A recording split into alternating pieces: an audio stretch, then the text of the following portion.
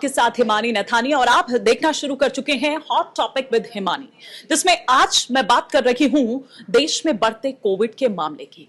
और अब ये मामले जो चूंकि लगातार बढ़ रहे हैं, ये डरा रहे हैं, ये चौंका रहे हैं, ये चिंता पैदा कर रहे हैं, क्योंकि अब जो डराने वाला मामला सामने निकलकर आया है वो नोएडा से निकलकर सामने आया है, जहां पर एक बच्ची की कोविड से मौत हो गई है। तो ये मामला डरा रहा है। ये बच्ची छिजारसी की रहने वाली थी और इस बच्ची को डिहाइड्रेशन की शिकायत होती है और डिहाइड्रेशन के बाद इसको हॉस्पिटल में एडमिट करवाया जाता है, लेकिन वहां पर इसकी हालत और ज्यादा बिगड़ जाती है। इसको निमोनिया हो जाता है। जब इसका रूटीन जो पूरा चेकअप किया जाता है, जांच की जाती है, तो फिर उसके बाद ये पता चलता है जो कोविड टेस्ट है, जो कोविड रिपोर्ट है, वो भी पॉजिटिव आती है। अब इस मामले के सामने आने के बाद जो सरकार है वो थोड़ा सा अलर्ट हो गई है, सतर्क हो गई है और अब थोड़ा सा एहतियात जो है वो बढ़ती जा रही है। टेस्टिंग से लेकर तमाम जो चीजें हैं वो उन पर ध्यान बढ़ता जा रहा है, देखा जा रहा है। लेकिन बावजूद इसके अगर मैं पिछले 24 घंटे की बात करूं तो अकेले नोएडा में 20 मामले हैं जो पिछले 24 घंटे में सामने निकलकर आ चुके हैं। 158 अब कुल मिलाकर आप देखें तो 158 जो एक्टिव केसेस हैं उनकी संख्या हो गई है। लेकिन कई लोग ऐसे जो हॉस्पिटल में एडमिट है, लेकिन कई लोग ऐसे भी हैं जो होम आइसोलेशन में हैं, जो अस्पताल में जिनको भर्ती करने की नौबत नहीं आई है या जो घरों पर ही है। इनमें से मैं आपको बता दूं कि 94 अगर बात मैं करूं तो वो संख्या है मेल्स की, यानी कि पुरुषों की, और 64 जो महिलाएं हैं उनको दरअसल ये कोविड हुआ है, उनकी जो रिपोर्ट है वो पॉजिटिव निकलकर आई है। लेकिन अभी पिछले कुछ दिनों की बात करें, पिछले कुछ दिनों भी क्या बल्कि गुरुवार की अगर मैं बात करूं तो दिल्ली में 2 मौत का मामला सामने आया था, जिसमें से एक 5 महीने का बच्चा था और एक बुजुर्ग की मौत हुई थी। लेकिन अगर हम पिछले उस पर गौर करें तो अब तक बच्चों को इस तरीके से कोविड अटैक कर रहा है या इस तरह से उनकी मौतों का सामने आ रहा है आंकड़ा निकलकर इतना नहीं देखा गया था जितना इस बार देखा गया। हालांकि WHO अभी भी इसको बहुत खतरनाक श्रेणी में नहीं रखना है। WHO ये कह रहा है कि आपको घबराने की जरूरत नहीं है, ये खतरनाक नहीं है, लेकिन मौतें हो रही हैं, बच्चों की भी हो रही है, बुजुर्गों की भी हो रही है और जो जवान है, जो यंग हैं, उनकी भी मौत हो रही है। तो सतर्कता तो आपको बरतने की जरूरत है। लेकिन मैं दिल्ली के एक्टिव केसेस की अगर बात करूं, क्योंकि दिल्ली की बात मैं यहां पर कर रही थी नोएडा के बाद, 562 जो एक्टिव केसेस है, 7 लोगों की मौत दिल्ली में जो अब तक निकलकर सामने आए और 105 नए मामले जो हैं वो सामने निकलकर आए हैं। केंद्र सरकार की अगर बात करूं तो वो राज्य सरकारों को ये कह रही है, राज्य के लेवल पर वो जो एक मॉक ड्रिल है वो यहां पर कराई जा रही है। हालांकि इसमें भी चुनिंदा अस्पताल है जिनमें ये मॉक ड्रिल हुई है। इस मॉक ड्रिल के जरिए दरअसल ये टटोलने की कोशिश हो रही है कि आपकी कितनी तैयारी है। अगर चौथी जो वेव, अगर इतनी तेजी से ये मामले बढ़ रहे हैं और चौथी वेव आती है तो उसके लिए आप कितना तैयार हैं।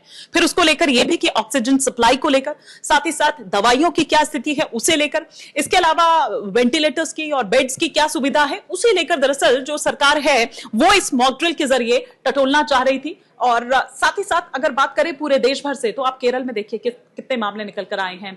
महाराष्ट्र की अगर बात करूं तो यहां तो सबसे ज्यादा 17 मौतें महाराष्ट्र में हुई है। ऐसी अगर हम बात करें गुजरात की, कर्नाटक की, उत्तराखंड की, सिक्किम की, या कहीं भी आप उठा लीजिए, पूरे देश भर में लगातार पांव पसारता जा रहा है ये कोरोना। और यही कारण है कि जो डर है वो बढ़ता जा रहा है। कोविड के अब तक जो 4 नए वेरिएंट है वो मिले हैं, जिनमें से मैं बात करूं यहां पर LF7, XFG, JN1 और NB1.8। अगर बाकियों की बात करें तो बाकी जगहों से जो सैंपल्स है वो कलेक्ट करके जो सीक्वेंसिंग है दरअसल ये जांचा जा रहा है, परखा जा रहा है कि वो आखिर कौन से वेरिएंट है। लेकिन NB1.8 की अगर मैं बात करूं जो कि चीन समेत एशिया के जो बाकी और देशों में जो देखे गए हैं, A435S, V445H, T478I, ये जो स्पाइक प्रोटीन म्यूटेशन है ये अन्य वेरिएंट्स की तुलना में ज्यादा तेजी के साथ फैलता है और इन पर कोविड के खिलाफ अगर आपकी इम्यूनिटी बनी भी है तो उससे कोई फर्क नहीं पड़ता, ये आपको इफेक्ट करता है। तो ये मैं कह रही हूं कि चाइना सहित जो एशिया के पूरे और जो बाकी अगर उसमें देखा जा रहा है तो कोविड के बढ़ते मामलों में यही वेरिएंट देखा जा रहा है। लेकिन अगर मैं भारत की बात करूं तो भारत में JN1 जो वेरिएंट है वो कॉमन है। मतलब अगर आप टेस्ट कराइए तो उनमें उन सैंपल्स में ज्यादातर जो है वो JN1 है। लेकिन JN1 करता क्या है, आपकी जो इम्यूनिटी है ये उसको कमजोर करता है। आपने वैक्सीन लगवाई है, आपने वैक्सीन नहीं लगवाई है, मैं ये नहीं कह रही हूं कि आपने वैक्सीन लगवाई है तो अभी वो जो इम्यूनिटी जो बनी थी वो खत्म हो गई है, नहीं, वो आपकी बॉडी में है। लेकिन ये चूंकि तेजी के साथ फैलता है, ये उस इम्यूनिटी को चकमा दे देता है, इसलिए मैं यहां पर आपको बता रही हूं कि JN1 जो है वो भारत में कॉमन है, वो ज्यादातर यहां पर देखा जा रहा है। तो आप ये देखिए कि एक दिन, अगर मैं नोएडा की बात करूं, एक दिन में अगर सोमवार को मान लीजिए मामला 5 निकल कर केसेस आते हैं, अगले दिन ट्यूसडे आता है तो सिर्फ एक मामला रह जाता है, तो लगता है कि चलिए भाई कंट्रोल हो गई है स्थिति। लेकिन फिर वहीं तीसरे दिन 45 एक साथ मामले निकलकर सामने आ जाते हैं। ये देखिए कि कितनी तेजी के साथ ये चकमा दे रहा है। लेकिन हम ये भी देख रहे हैं कि लोग इसको बहुत कैजुअली ले रहे हैं। लोगों को लग रहा है कि ठीक है, अब हो गया, अब ये भी एक नॉर्मल फ्लू बनकर रह गया, लेकिन ऐसा नहीं है।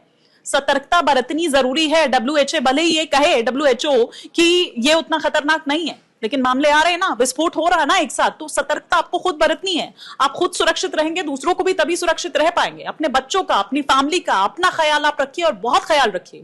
अगर आप ट्रैवल कर रहे हैं तो आपको क्या एहतियात बरतनी है, उसको आपको देखना होगा। सोशल डिस्टेंसिंग, उसका आप पालन करिए जैसा कि आप पहले करते थे। लेकिन अब शायद आप लोग कैजुअल हो गए, आप लोगों को यह लग रहा है कि ये एक नॉर्मल फ्लू बनकर रह गया है, लेकिन ऐसा नहीं है। छोटे छोटे बच्चों को हम देख रहे हैं कि उसमें किस तरह से उनकी हालत बिगड़ जा रही है और फिर उनकी मौत हो जाती है। 5 महीने के बच्चे का वो मैंने आपको मामला बताया जो दिल्ली में सामने निकल कर आया, 3 साल की बच्ची जो नोएडा में जिसकी मौत हो गई। तो ये तमाम चीजें हैं। हाथ धोते रहिए, सैनिटाइजर का इस्तेमाल करिए। अगर आप ट्रैवल कर रहे हैं तो आपको क्या फॉलो करना है वो फॉलो करिए। साथ ही साथ सोशल डिस्टेंसिंग में लगातार बार बार बोल रही हूं, मास्क, उसका इस्तेमाल आप करिए अगर आप पब्लिक प्लेस पर जा रहे हैं। खुद भी सुरक्षित रहिए और दूसरों को भी सुरक्षित रखिए। इसके अलावा अगर आपको लगता है कि कोई मुद्दा है जिस पर हमें बात करनी चाहिए तो कमेंट बॉक्स में आप बता सकते हैं। हम नेक्स्ट डे अपने कार्यक्रम में उसे शामिल करेंगे। फिलहाल के लिए इतना ही।